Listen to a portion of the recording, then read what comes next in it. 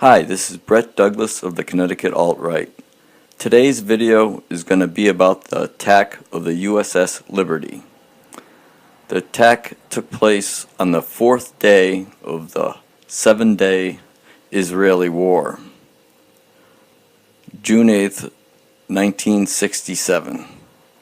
This Thursday will mark the 50th anniversary of the attack. There was never any justice served for the survivors or victims of this attack, of the unarmed vessel. They had 4 rifles, 50 caliber rifles, for defense of the 294 member crew aboard. The USS Liberty, which had 45 antennas and a 5-foot by 8-foot flag on board. The crew was sunbathing. It was a beautiful day. They were out on the deck, a lot of them, shifts, some probably sleeping and whatnot. But they noticed Israeli fighter jets flying above them and then getting lower and lower. The crew didn't think anything of it. We thought of them as our allies. So they were waving to them. They were French-made fighter planes, by the way. And all of a sudden, they opened fire on them. And the boat got hit by a torpedo. Now, Lyndon Johnson, at this time, was either told or made to believe or whatever that it was the Egyptians. It was not the Egyptians, of course.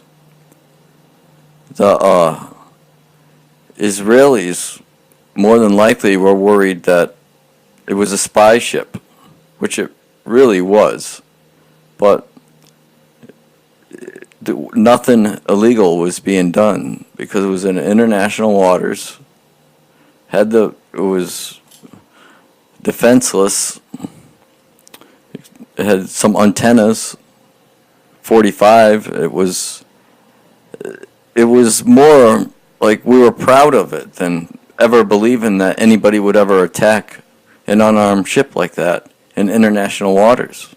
It's against every policy there is, It's an obvious wrong. But the Israelis, it's believed that either 34 or 37 crew members were killed and well over 100 injured. They were, when Lyndon Johnson, he sent the USS Saratoga and USS America to aid. And when they got there, they realized it was the Israelis, the French-made fighter planes that did the attack, and an Israeli torpedo. So this is where everything is wrong. Lyndon Johnson put a halt to the mission of aid, and then, what I would believe was so they could cover it up, get everything together. So there was the rafts they had on board. A lot of them were even being reports of they were being fired upon while they were giving aid to their own injured. What soldiers do. Israeli fire. Eventually, they got people got rescued, but it took 16 hours. There was no justice for any American soldiers. And no justice for soldiers, in my book, is very disgusting. So this Thursday is the 50th anniversary. And there's still people that talk about it, but it was a cover-up. So, not as many people as we hope would know about this. But there's a man named Ernie Gallo. He's a survivor. He was on board the USS Liberty on June 8th, 1967. And if anybody Googles him, they can come up with a lot of information about him. He's very much going after justice for this. Let me see what else I got here. I'll look at my notes. International waters. Fourth day to seven-day war. I can't think of anything right now.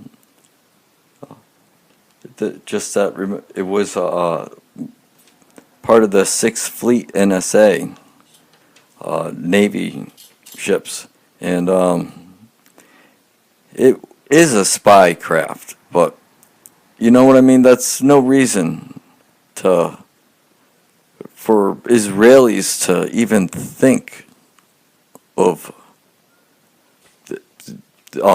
torpedoing a unarmed ship that has an American flag on there. As a matter of fact, by the end, there was another flag put up on board, a 7 by 13 foot flag, after they were being attacked, a big warning flag, that when they realized it was Israelis, before they said they jammed their radios. There was over 3,000 machine gun bullet holes in there, so I don't know if they really jammed it or just took all the antennas and just shot the hell out of it from the photos. Either way, it had to have been planned, this attack, by the Israelis. So that's another thing that Zionism is a cause of. So this is Brett Douglas of the Connecticut Alt-Right. I'd appreciate a thumbs up and please subscribe. Thank you.